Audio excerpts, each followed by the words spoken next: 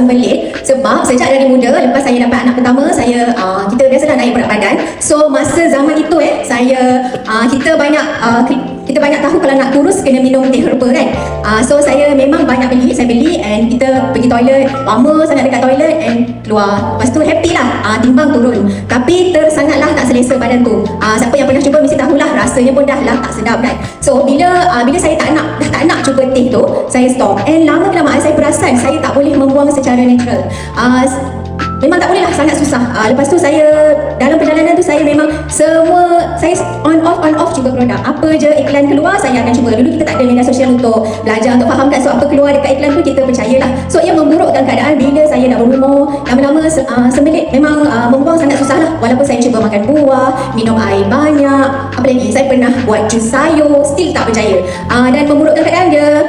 Efek saya jadi penat, saya jadi sentiasa penat, berbagai hidup penat kan. Lepas tu and saya selalu jantung laju, constipation. Sampai saya ingat kenapa lah aku ni kan, bila kita jantung laju dia akan buat kita penat lah. So macam tu lah. And saya test darah, rupanya saya ada masalah hormon. Maybe dia hair wire sangat sebab saya masalah pembuangan tu lah. And kemudian bila dah tua sikit, saya pandai dah beli produk-produk macam probiotik semua ni. Tapi kebanyakan dia keras dalam sachet. Saya pun tak tahu kenapa, bukan murah tau. And lepas tu, bila saya dapat peluang cuba ni, saya ingat lagi 19 hari bulan 2, saya malam tu saya memang excited, saya terus cuba, saya terus bancok air.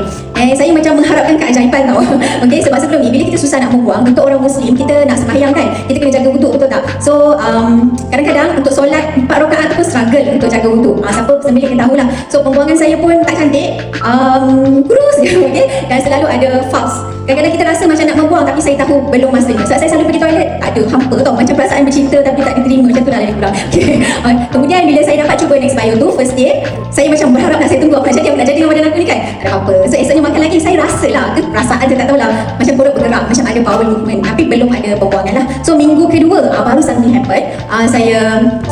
Dia macam kentut kan, tapi dia panjang, lama. Saya duduk sampai anak-anak saya tegur. Dia bunyi kan, ibu apa tu kan, macam panjang sangat kan. Saya macam tak tahu, ibu tak ada kontrol. Dia keluar je angin tu berterusan. Tapi pembuangan masih belum okey lah, masih belum berjaya keluar dengan baik. So saya sabar lagi sebab saya tahu laki kita ni tak sihat kan. So takkan nak harapkan ajaran tu berlaku dengan cepat. So minggu ketiga baru saya perasan pembuangan tu cantik.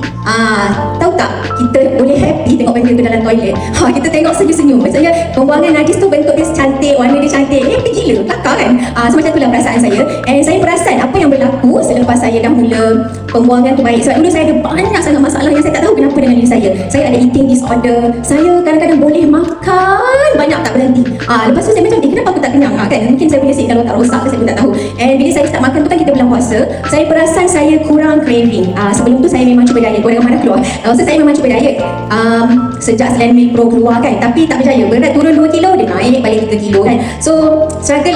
Perempuan, wanita dengan diet memang tak dapat dipisahkan. Setiap tahun kita azamkan sambutlah dengan saya. Apa berlaku, berat makin naik. So Ramadan kali ini saya sebenarnya tak menaruh harapan pun tentang berat turun. Tapi saya tak tengok timbang pun, saya tak kisah. Tapi saya perasan saya punya habit makan sangat baik. Saya tak craving, saya tak sibuk nak makan. Pelik, kadang-kadang kita macam orang beli kuih raya untuk raya kan, kita puasa dah bedal, macam tu lah. So bila raya, first raya orang macam kurusnya, kecilnya. Saya macam kenapa dia tu? Saya tak perasan. Lepas tu saya tengok compare gambar ini lah. And saya cari timbang, rupanya saya telah turun berat badan sebelum saya start Next Bio 66 kg. Masa Next Bio 62 kg. Alhamdulillah berjaya turun berat lah. Okay, so last, sudah habis. Last saya perasan bila dah raya, kita dah start makan kuih raya kan, dia macam dah tak berlaku cantik sikit. So saya faham di sini kita still kena jaga healthy lifestyle jugalah. Maksudnya still kena jaga kurang pemakanan kita kena baik, barulah bakteria kita boleh berkembang dengan sihat, macam itulah. So sekian sahaja, siapa nak kurus so boleh cuba makan dengan gembira. Okay, sekian, terima kasih. Follow saya